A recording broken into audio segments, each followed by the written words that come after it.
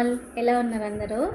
ఇవాళ మా ఆయన పిస్తా హౌస్ నుంచి హలీం తీసుకొచ్చాడు, మటన్ హలీమ్. సో ఎలా ఉందో టేస్ట్ చేద్దాము. నాకు మటన్ హలీం అంటే ఇష్టం ఉండదు, కానీ Pista House one of the famous అనమాట. హలీం చాలా బాగుంటుందని చెప్తారు, సో అందుకనే తెమ్మని చెప్పాను. సో టేస్ట్ చూద్దాము. నాకు నచ్చదు, బట్ స్టిల్ టేస్ట్ చూద్దాం. ఘాటు, స్పైసెస్ ఎక్కువైంది, చాలా ఘాటు ఉంది, బట్ టేస్ట్ బాగుంది.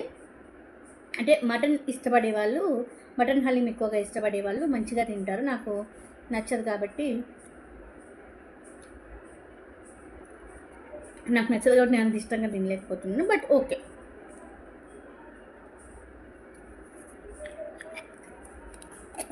బాగుంది, కాకపోతే చాలా ఘాటు. మటన్ ఇష్టపడే వాళ్ళు హ్యాపీగా ఎంజాయ్ చేస్తారు, నేనైతే తినలేకపోతున్నాను. నాకు చికెన్ అంటేనే ఇష్టము. అయితే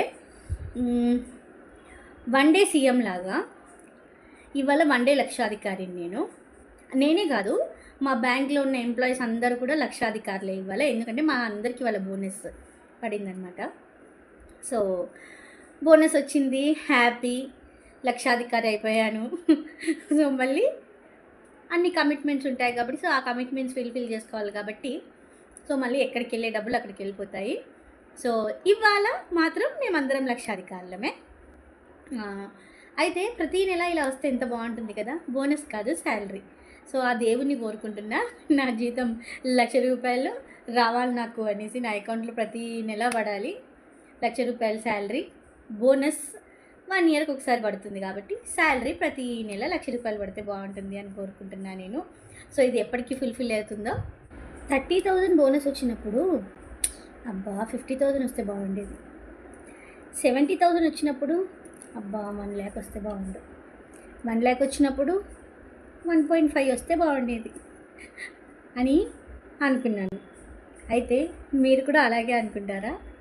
మనిషికి ఆశకు హద్దు ఉండదు కదా. సో అంతే, నేను కూడా మనిషినే కదా, నాకు కూడా హద్దు లేదు. అందుకే అనుకోవాలి, అనుకోకుంటే ఏం చేస్తాము. సో అందుకే నేను కూడా అనుకుంటున్నాను, నాకు నెక్స్ట్ ఇయర్ ఒక 1.5 వస్తే బాగుండు, లేదా 2 lakhs వస్తే బాగుండు బోనస్ అంటారు కదా. థింక్ బిగ్ అన్నారు కదా, సో అందుకే బిగ్గా ఆలోచిస్తున్నాను నేను. మీలో ఎంతమంది ఇలా ఆలోచిస్తారు? కమెంట్ చేయండి. Please subscribe.